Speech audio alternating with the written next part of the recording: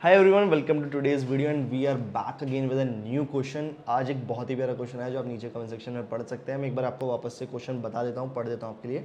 इस स्टूडेंट का ये डाउट है कि मर्चेंट नेवी में जो वीज़ा मिलता है वो कौन से टाइप का होता है। It is a work visa, tourist visa, student visa या कौन सा वीज़ा होता है। और ये जो वीज़ा होता है ये हमें खुद से अप्लाई करना होता है, ये कंपनी अप्लाई कराती है, इसके पैसे कौन देता है, ठीक है, और इसकी वैलिडिटी कितनी होती है। तो चलो बात करते हैं इस बारे में, ठीक है। देखिए, जब भी आप शिप ज्वाइन करते हैं आपके पास आपके दो डॉक्यूमेंट बहुत ज़रूरी हैं। First is your passport, another is your CDC, continuous discharge certificate, ठीक है। सीडीसी भी एकदम पासपोर्ट जैसा से दिखता है, ब्लू कलर का होता है, ठीक है। अब बात करें वीज़ा की, तो यार देखिए, जैसे मैंने अपनी फर्स्ट शिप ज्वाइन करी थी, मेरी फर्स्ट शिप थी साउथ कोरिया से, तो उसका जितना प्रोसेस था सब कुछ कंपनी ने कराया था, ठीक है। कंपनी ने बस मेरे को बोला कि अपनी 2 फोटो भेज दीजिए एंड बाकी सब कुछ हम देख लेंगे, ठीक है। मैंने सेकंड शिप ज्वाइन किया था यूएस से, तो अब मुझे ज़रूरत थी यूएस वीज़ा की। तो यूएस वीज़ा जो था मेरा फर्स्ट शिप पे जाने से पहले ही बन गया था, और जो मेरा यूएस वीज़ा है वो कुछ ऐसा दिखता है। मैं आप लोगों को दिखा देता हूँ, डिटेल्स थोड़ी सी ब्लर है इसमें, ये आप देख सकते हैं, यहाँ पे स्क्रीन पे आपको दिख रहा होगा। तो ये मेरे पासपोर्ट के अंदर ऐसा मेरा वीज़ा दिखता है, ठीक है। अब जब बात आती है यूएस वीज़ा की, तो यहाँ पे आप एक चीज़ देख सकते हैं कि मेरे वीज़ा पे यहाँ पर लिखा है C1D। C1D का मतलब होता है क्रू इन ट्रांजिट, यानी मैं सिर्फ और सिर्फ यूएस से ट्रांजिट कर सकता हूँ, मैं वहाँ पर जाकर रुक नहीं सकता हूँ। और अगर मैं रुक भी रहा हूँ तो मैं 28 दिन से ज़्यादा यूएस में नहीं रह सकता हूँ, ठीक है। मैं वहाँ पर सिर्फ और सिर्फ ट्रांजिट के लिए जा सकता हूँ, ठीक है।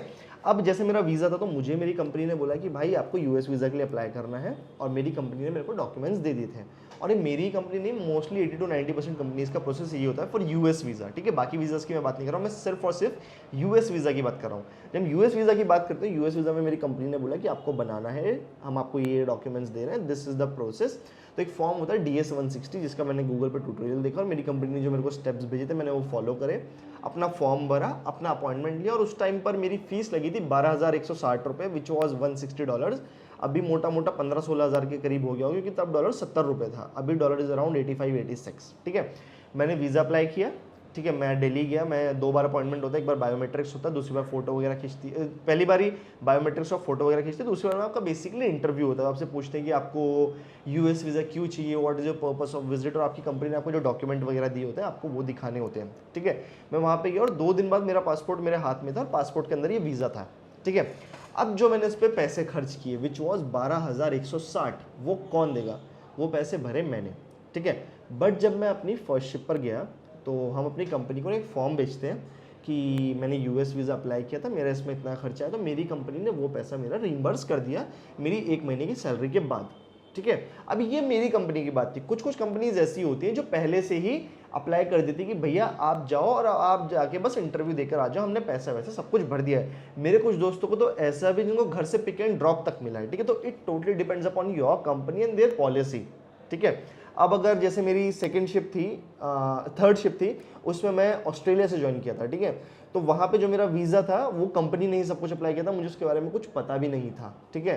तो मोस्टली चीज़ें जो भी होती है आपकी कंपनी अरेंज कराती है, सिर्फ और सिर्फ apart from US visa. US visa आपको खुद करना होता है, बस उसका पैसा आपको बाद में रिम्बर्स मिल जाता है। So that was all about today's video. अगर आपको ऐसी और भी इन्फॉर्मेशन चाहिए तो JMD अकेडमी को फटाफट से सब्सक्राइब करें। आपकी जो और कोई भी डाउट्स है तो नीचे कमेंट करें, हम उनका रिप्लाई बहुत ही जल्दी एक प्यारी सी वीडियो के साथ आपको जरूर देंगे।